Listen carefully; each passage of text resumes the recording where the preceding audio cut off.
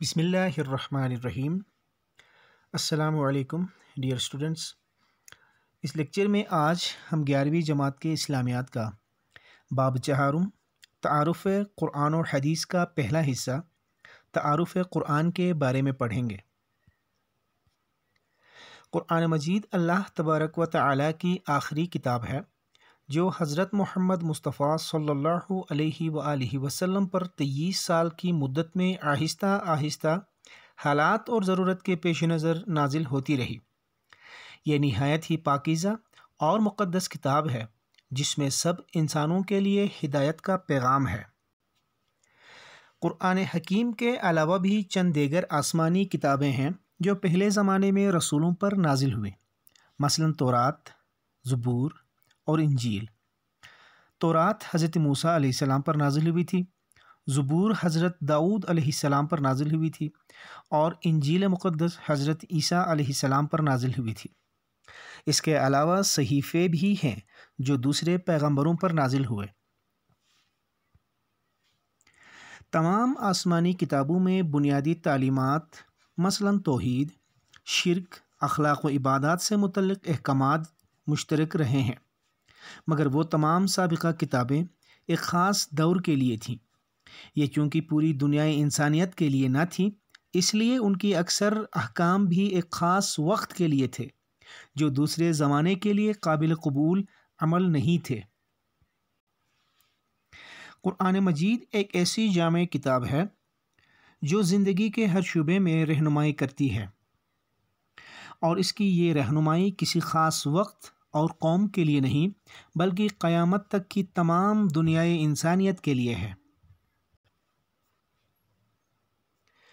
قرآن مجید کے اسماء کے بارے میں علماء کے کئی اقوال ہیں، جن میں سے کتاب البرہان کا بیان بھی ہے کہ قرآن مجید کے 55 نام ایسے ہیں جو خود آیات قرآنیہ سے ماخوذ ہیں۔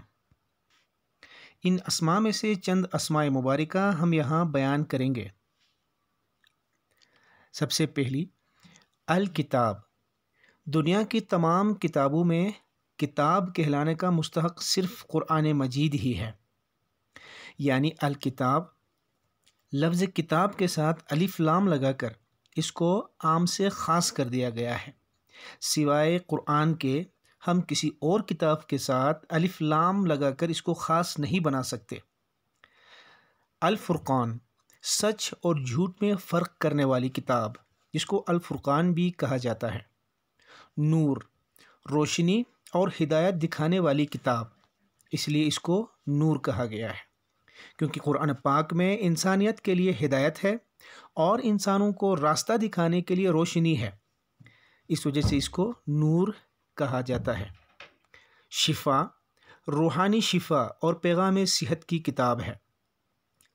تذکرہ، عبرت و نصیحت کا سامان رکھنے والی کتاب قرآن پاک ہے۔ العلم، یہ کتاب سراپا علم و معرفت ہے، یعنی اس قرآن پاک کے اندر ہر قسم کی تعلیم اور ہر قسم کا علم اس کے اندر موجود ہے۔ البیان، اس کتاب کی ہر تعلیم وضاحت سے پیش کی جاتی ہے۔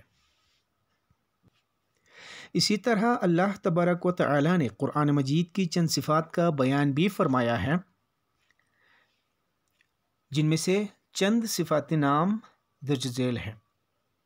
حکیم، حکمت والا، مبارک، بابرکت، مبین، ہدایت کو واضح کرنے والا، مجید، بزرگ، العزیز، زبردست عزت والا، کریم، کرامت اور بزرگی والا، یہ ہے قرآن مجید کی صفات نام۔ اس کتاب کی خوبیوں کا کوئی اندازہ نہیں کر سکتا، اس کے مضامین و مطالب کی کوئی حد نہیں۔ کوئی شخص بھی جس کے دل میں ہدایت کی سچی تڑپ ہو، وہ اپنے فہم کے مطابق اس سے فائدہ اٹھا سکتا ہے، اور یہ ہر زمانے کے لیے اور ہر دور کے لیے ہے۔ اب ہم جانیں گے کہ قرآن مجید کا نزول کب، کہاں اور کیسے شروع ہوا۔ حضرت محمد صلی اللہ علیہ وآلہ وسلم کی عمر جب 40 سال کی تھی تو آپ صلی اللہ علیہ وآلہ وسلم پر قرآن مجید کا نزول شروع ہوا۔ عمر کے اس حصے میں آپ صلی اللہ علیہ وآلہ وسلم زیادہ تر تنہائی میں رہتے تھے۔ آپ صلی اللہ علیہ وآلہ وسلم عبادت کی خاطر غار حرا میں تشریف لے جاتے۔ ایک بار جب آپ صلی اللہ علیہ وآلہ وسلم غار حرا میں مصروف عبادت تھے تو اچانک جبریل امین علیہ السلام غار کے دہانے پر تشریف لائے اور کہا کہ حضرت محمد یعنی اے محمد پڑھیے۔ آپ صلی اللہ علیہ وآلہ وسلم نے فرمایا کہ میں پڑھا لکھا نہیں۔ 3 بار یہی سوال جواب ہوتا رہا۔ چوتھی بار جبریل امین علیہ السلام نے آپ صلی اللہ علیہ وآلہ وسلم کو پکڑ کر دبایا اور چھوڑ دیا۔ اس کے بعد سورہ علق کی ابتدائی 5 آیات پڑھیں۔ اقرأ بسم ربک الذی خلق خلق الانسان من علق اقرأ وربک الاکرم الذی علم بالقلم علم الانسان ما لم یعلم۔ پڑھ اپنے رب کے نام سے جس نے پیدا کیا سب کو، بنایا انسان کو جمے ہوئے خون سے۔ پڑھ اور تیرا رب بڑا کریم ہے جس نے علم سکھایا قلم سے، سکھایا انسان کو وہ جو نہیں جانتا تھا۔ سورہ علق کی ابتدائی 5 آیات۔ وحی کی ابتدا آپ صلی اللہ علیہ وآلہ وسلم پر بوجھ ثابت ہوئی۔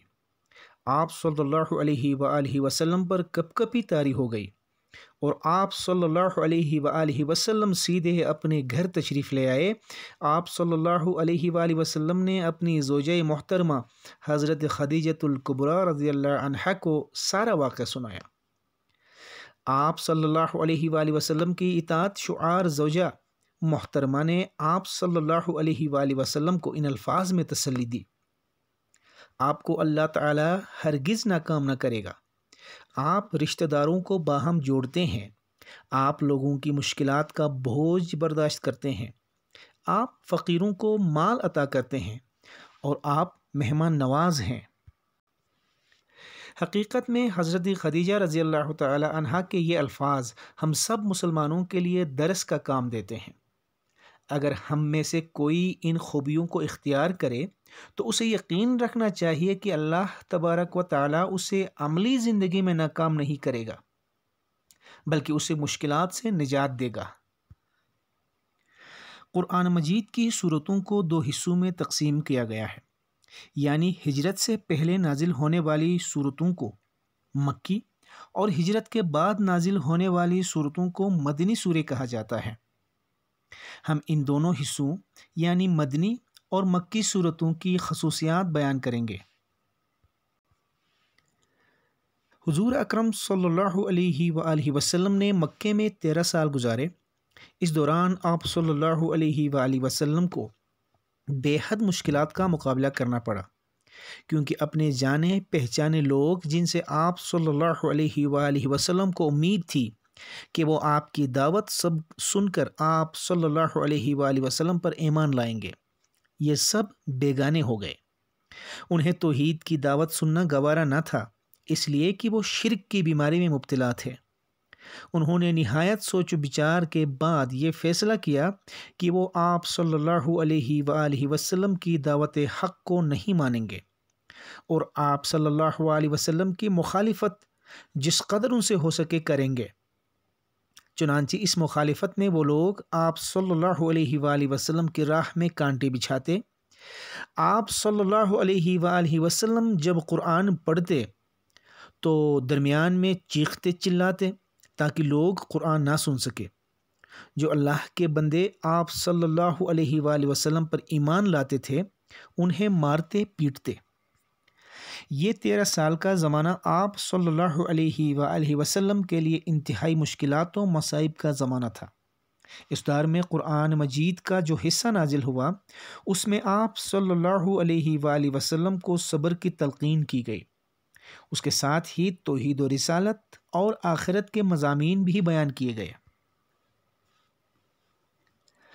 ہجرت کے بعد آپ صلی اللہ علیہ وآلہ وسلم جب مدینہ تشریف لائے تو صورتحال مختلف تھی۔ آپ صلی اللہ علیہ وآلہ وسلم کی تشریف آوری سے قبل ہی آپ صلی اللہ علیہ وآلہ وسلم کی دعوت حق یہاں پہنچ گئی تھی اور مدینہ کے کچھ لوگ مسلمان ہو گئے تھے۔ ہجرت کے بعد جب مسلمانوں کی ایک مختصر جماعت آپ صلی اللہ علیہ وآلہ وسلم کی رہنمائی میں مکہ معظمہ سے ہجرت کر کے مدینہ منورہ پہنچی تو آپ صلی اللہ علیہ وآلہ وسلم نے مہاجرین و انصار کی مدد سے ایک اسلامی ریاست قائم فرمائی۔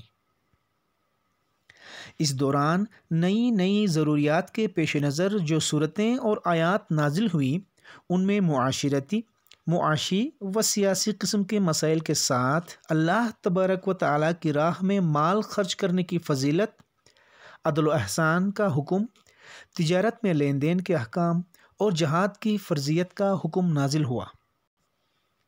عبادات میں روزہ، زکوٰۃ اور حج بھی فرض ہوا۔